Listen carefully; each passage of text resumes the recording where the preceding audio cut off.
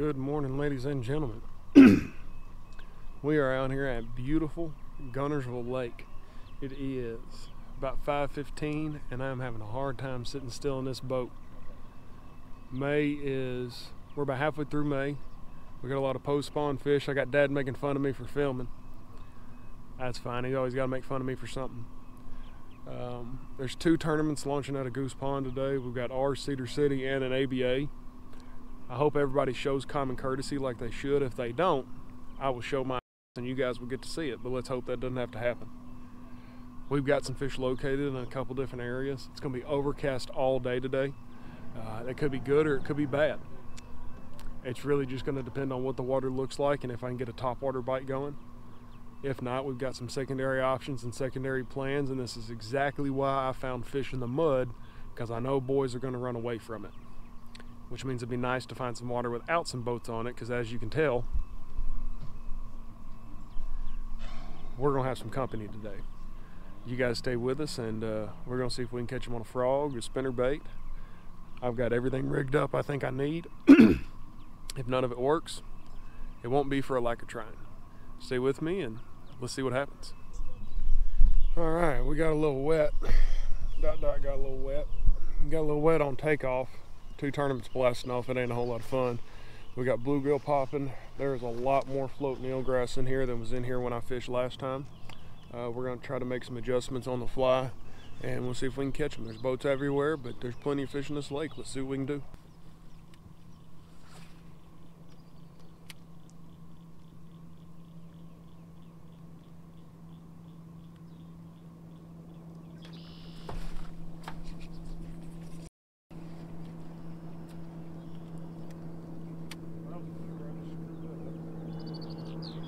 Alright, so we fished for about an hour and a half.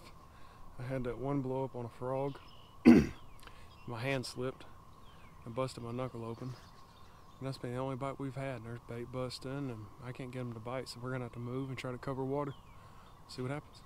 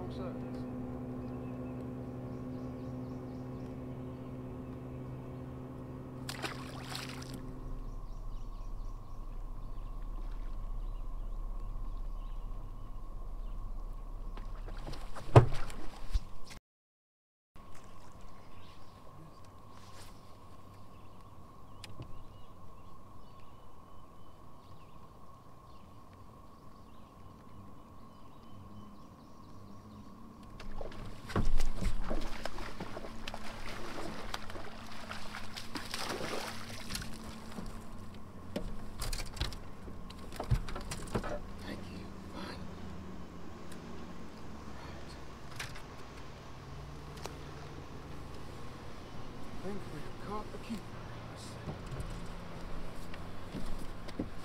We hit it, missed it. My hook sets are awful today. That's a dark one. Let's see if he's 15. Oh yeah, that's a keeper. Should have two. That big one I lost was probably close to 3. Finally missed him. Finally got him to bite. Golly, my hook sets are bad today. I don't know what's wrong.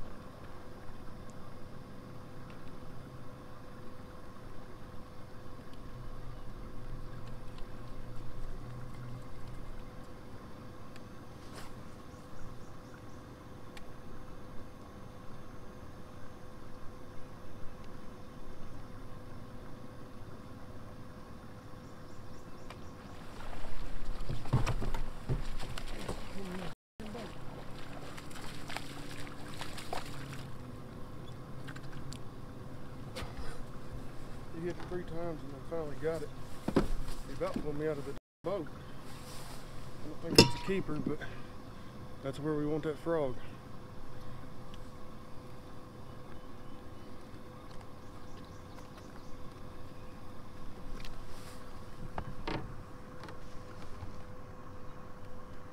Nope, ain't gonna be 14. Gotta go back.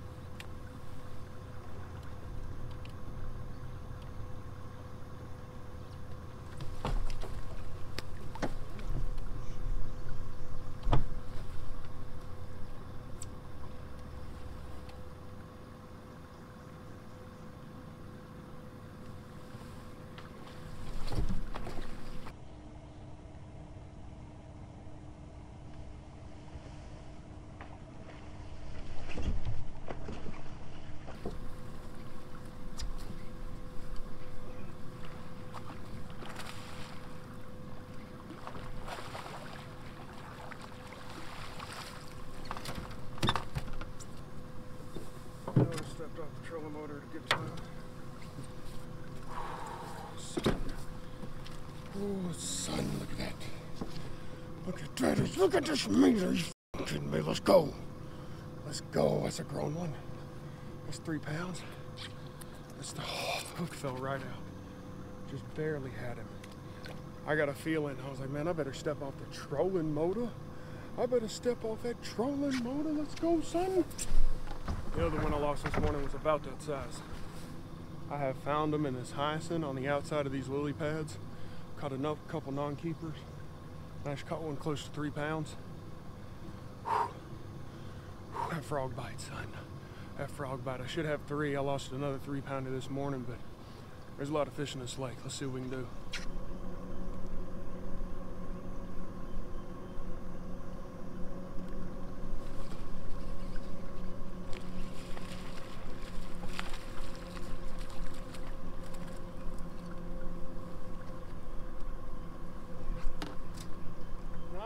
The right size.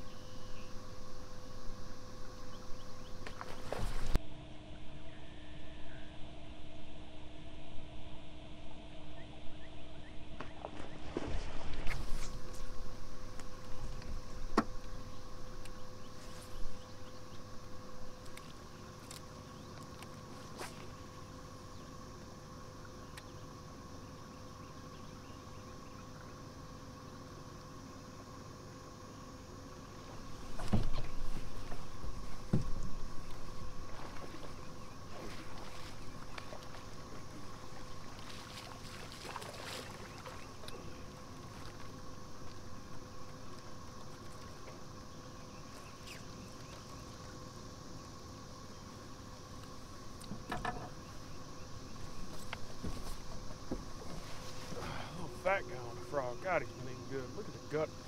Look at the gut on that thing. He ain't big enough. I know that. Nope. God dang. This is catching fish.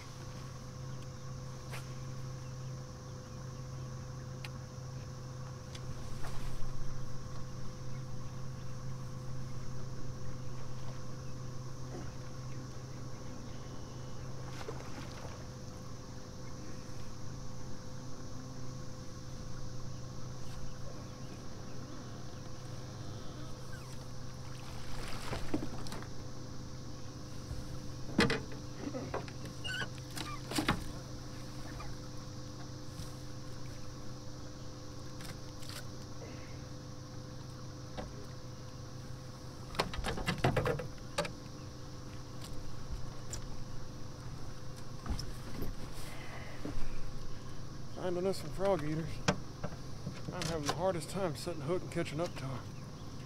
Down his throat, son. Well, I'm gonna get my money's worth out of this frog. Tell you what.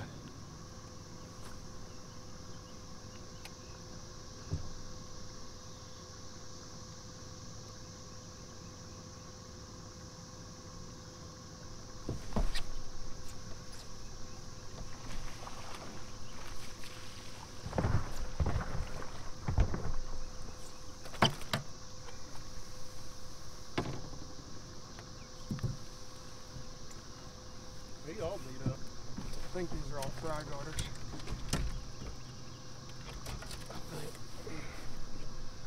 Look at him.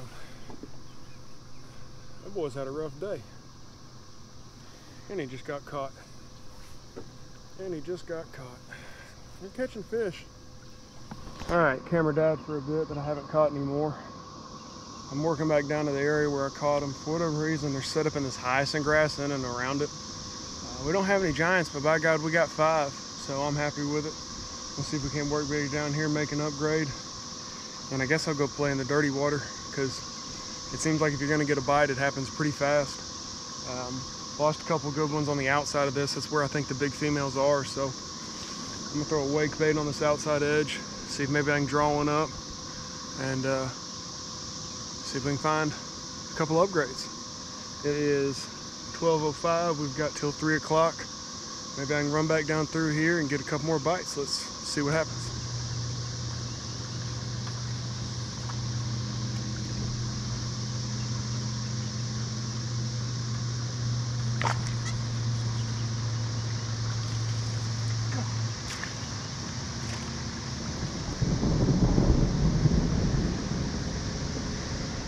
All right, I got 5. I lost a big one punching and had a couple other bites. It shook the whole freaking mat. I'm gonna punch some stuff where I caught frogfish, and by that time the tournament's gonna be over. So see if we can put another one in the boat.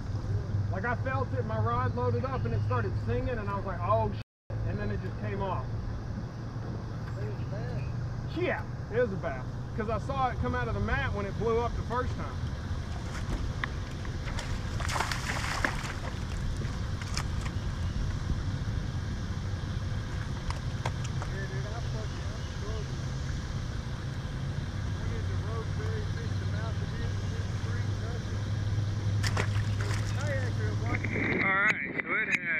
Storm. That was not a fun run back to the ramp at all.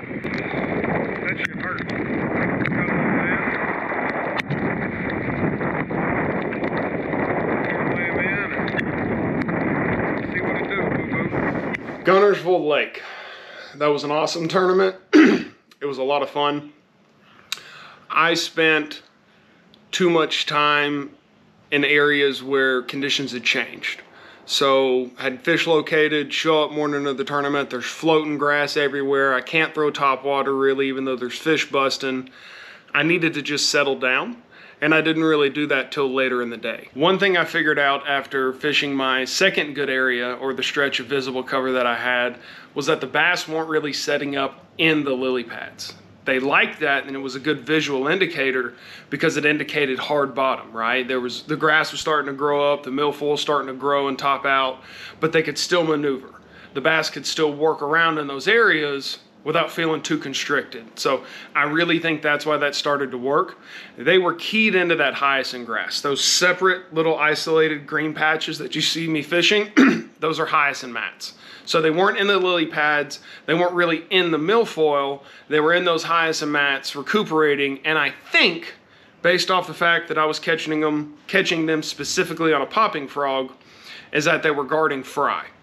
And that was a big reason why this was so effective. It chugs across the top of the water, and it makes it seem like they're trying to attack the fry, right? I did lose a couple of good fish or just have blow-ups that the fish didn't connect. You're going to see in a couple of videos, I went back to Guntersville on Memorial Day weekend and caught some awesome frog eaters and figured out an entirely new action and pattern for the regular Spro 65 frog. But as you can see, this little guy has seen some bass. Now, we also had a ton of rain, right? So Guntersville wasn't its typical crystal clear. The water had some stain. Whenever I've got stain like that, I love this yellow frog. I think this yellow doesn't translate the way we see it, right? So in that dirtier water, this looks white. So it translates even better to the bass who can see in the water way better than we can. I lost a couple of big ones punching. I've never really punched before. This was really my first time taking time to even do it and trying to figure out how, what, where, and why in that setup. I've tried it in the past, and I think the reason I didn't have good success was that I only used a 1 ounce weight. I'm like, 1 ounce, that's more than enough. No. This is an 1.5 ounce Woo tungsten. I've got it pegged. I think this is a owner flipping hook. Not 100% sure, but really stout hook. Very, very happy with this hook. If I lost the fish, I don't think it was their fault. I think it was my inexperience with punching and recognizing what that bite felt like.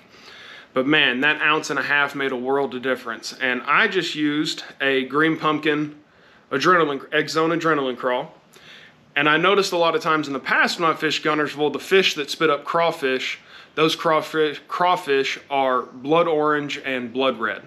So for me, a little garlic on the tips, make it as natural as possible. And one thing I found too that helped me in Memorial Day and later on when I started kind of working on my punching bite even more, was that, I'll go ahead and rip this one off, that bad boy's done, is that I take off just a little bit off the top of the bait. What that allows it to do is when I've got that hook in there, instead of my hook being like halfway or 3/4 of the way up the body, it's right here at the end. So even if that fish only sucks in part of it, I've still got him, I've still got that hook. I'm using a 711 Bubs punch rod from iRod. Pretty happy with it. I'd like to find something in like the 7.8 to 7.9 range, I think. I just don't think it would wear me out throwing a 711. I think it would also give me a quicker reaction time. But this 711 has caught me some big fish. I've even boat flipped a 711 from Chickamauga on it. So I know what it's capable of and I'm very happy with it. 65-pound Seagar.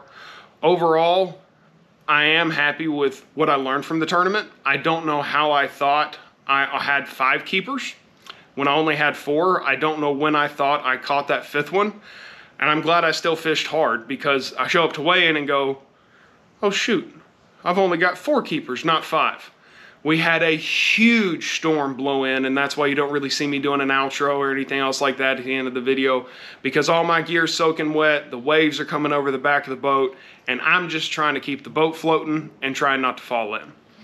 I am happy because the area where I lost that fish punching and I picked up 2 more of my keepers, I had never fished that part of the lake before. For me, it was taking the information the fish were giving me the day of the tournament and then finding out where else on the lake is that applicable. How else do I put this into motion? How else do I put this into play? Where else am I gonna find isolated hyacinth mats that are gonna allow me to maybe catch some more fish? So I just started running down the lake, started running up lake, started looking, saw a lily pad field, slowed down, started idling up to it, saw, oh, I've got some isolated hyacinth mats in this, I should probably fish it. Lo and behold, landed me 2 keepers, lost me 2 big ones.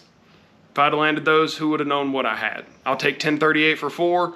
We're still top 10 in the points running for the year, and a metal boat with a 40 horse and a DIY live well cooler. You can't really ask for much more than that. I hope you guys enjoy the video, and there'll be more awesome ones to come in the future. I appreciate y'all. Have a good day.